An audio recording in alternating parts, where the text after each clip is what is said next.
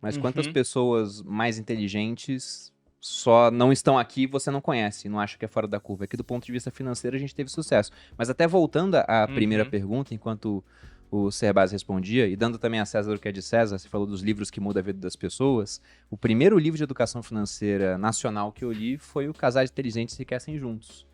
E durante o Perini e a Malu são ricos, olha são só. milionários, não, questiona. Exato, teve um grande impacto lá atrás, porque durante um tempo, toda namorada que eu tinha, eu dava o livro pra ler. E eu já identificava de cara o perfil também na pessoa. Falava, gastadora, né? Isso aqui não é pra ser sério, então.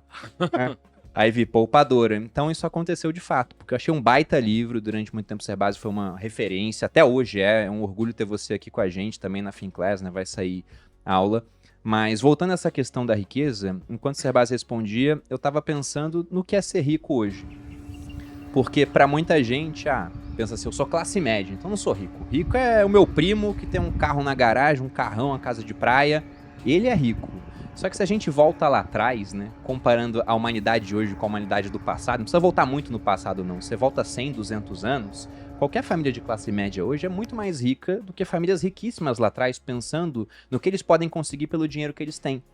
Uma vez a Forbes ou a Fortune, não lembro agora, lançaram um ranking com as pessoas mais ricas da história da humanidade. E lá eles colocaram Cleópatra, Júlio César, pessoas que dominaram porções gigantes do mundo conhecido naquela época.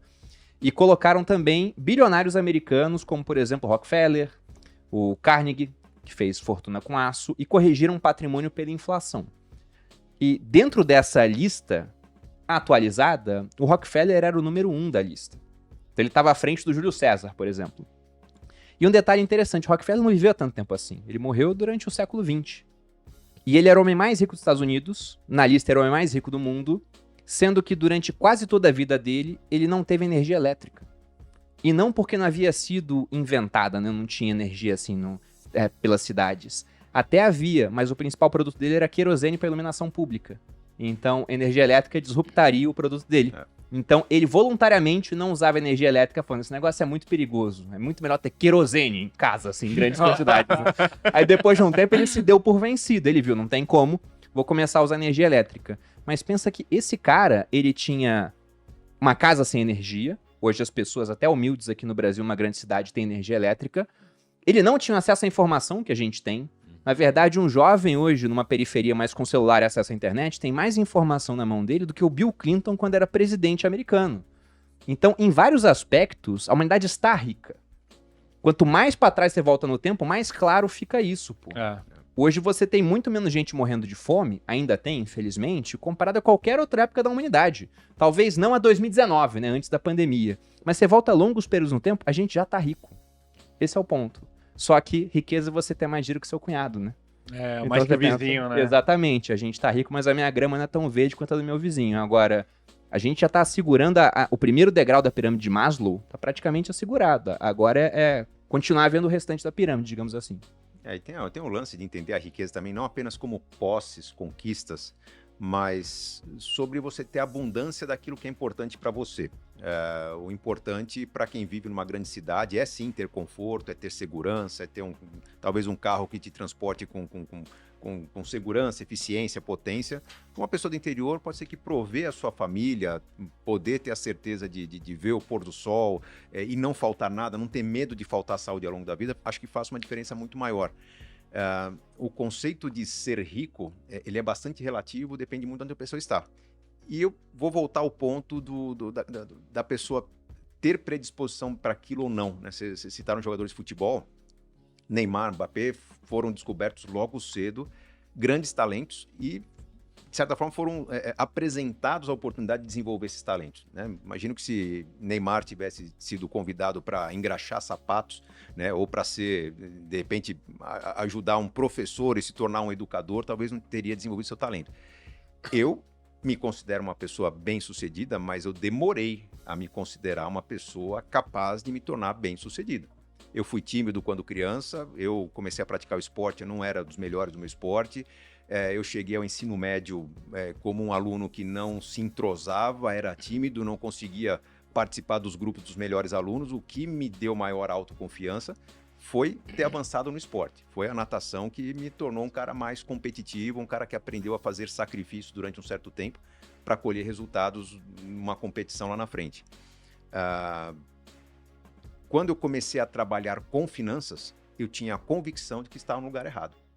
Não é a sensação, eu tinha a convicção.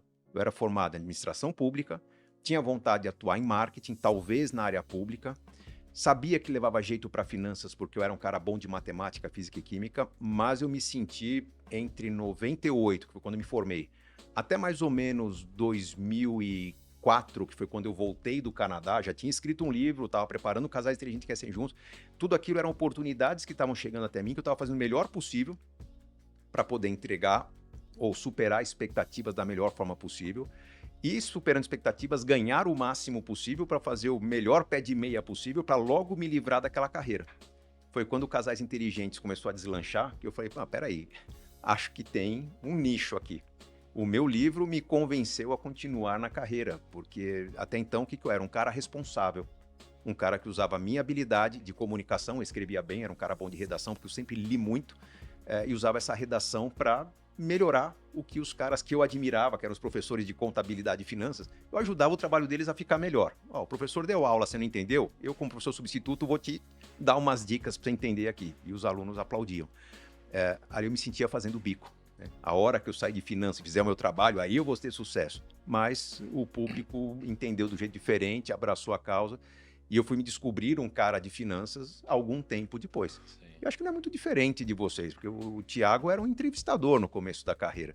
Muito bem sucedido, muito competente, né? Mas você conta na sua história dos tropeços que você deu ali até encontrar o caminho e usar a sua habilidade para construir valor. Mas você se julga, Cerbasi, um cara fora da curva, como o Lucão perguntou? Eu me julgo um cara fora da curva por dois aspectos. Eu sou muito focado. Então, minha esposa reclama disso, né? Às vezes está rolando um assunto na sala, eu estou prestando atenção ou num jogo, ou numa conversa, ou num texto que eu estou lendo e estão falando um negócio absurdo e eu não estou percebendo. Então, eu sou muito focado. Acho que o esporte ajudou nisso. E eu desenvolvi uma habilidade que pouca gente tem. Eu escrevo bem pra caramba, mas assim, não é que eu treinei técnica de redação. Minha mãe, numa fase que a renda estava apertada em casa, ela decidiu fazer alguns trabalhos para complementar a renda. Eu estudava de manhã. Ela me pegava na escola na hora do almoço, como não tinha como pagar uma babá, ela me abandonava, entre aspas, ela me deixava numa biblioteca para eu estudar.